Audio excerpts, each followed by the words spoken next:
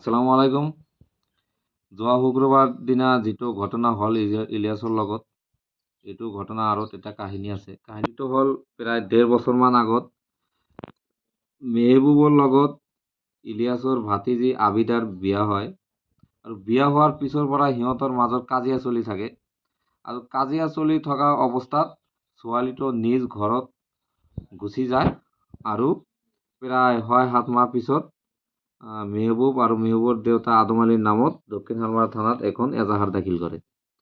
এজাহাৰৰ ভিত্তিত দক্ষিণ শালমাৰা থানাৰ পৰা এইটো ঘটনাৰ তদন্ত লয় আৰু দুয়োটা পক্ষক থানাত মাতে আৰু সেইমতে দুয়োটা পক্ষই থানাত যায় আৰু তাতে এটা বৈঠক হয়। বৈঠকত ইলিয়াছে দুদিনৰ টাইম লয় আৰু বস্তুটোৰ দায়িত্ব লয় যে এইটো ঘটনা আমি ঘৰত বহি কেনে মিলাই দিম আৰু থানাৰ পৰাও ইলিয়াছৰ ওপৰত দায়িত্বটো দিলে।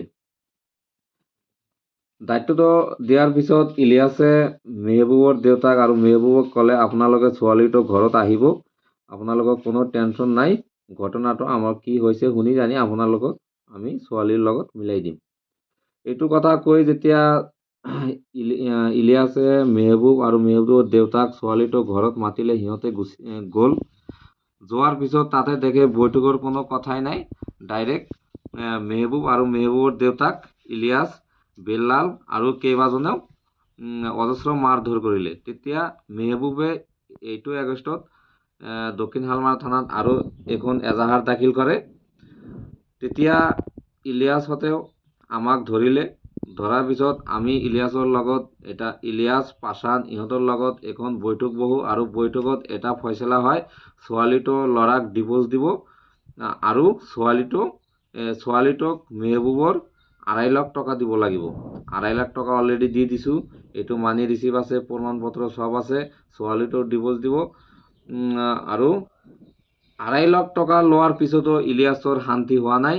ইলিয়াছে কি কৰিলে, আৰু এটা নাটক সজালে, যিটো নাটকৰ কোনো ভিত্তি নাই, কোনো প্ৰমাণ পত্ৰ নাই। ডাইৰেক্ট ক'লে তাক বোলে কোনোবাই কিডনাপ কৰিছে, 50,000 টকা লৈছে, অজস্ৰ মাৰধৰ কৰিছে। আপোনালোকে চাওক, তাৰ গাঁৱত তাৰ শৰীৰত একো মাৰৰ কোনো চিন নাই আৰু কেইটামান ল'ৰাক সন্দেহ কৰি তাত নাম সোমাই দিছে, যিকেইটা নামৰ ভিতৰত মোৰো নাম আছে।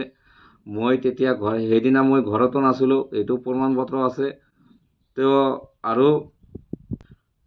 আৰু এনেকা মিছা কথা কৈছে, তাৰ পৰা বোলে 50,000 টকাও লৈছে আৰু সি বোলে মেহবুবক চিনি পাইছে। যদি মেহবুবক চিনি পাইছে তেনেহ'লে মেহবুবক নামটো দিব লাগিছিল, আমালোকৰ নামটো কিয় সোমাই দিলে তাতে? এইটো আপোনালোকৰ আমাৰ বিচাৰ লাগে, আপোনালোকৰ ওচৰত আমাৰ দাবী।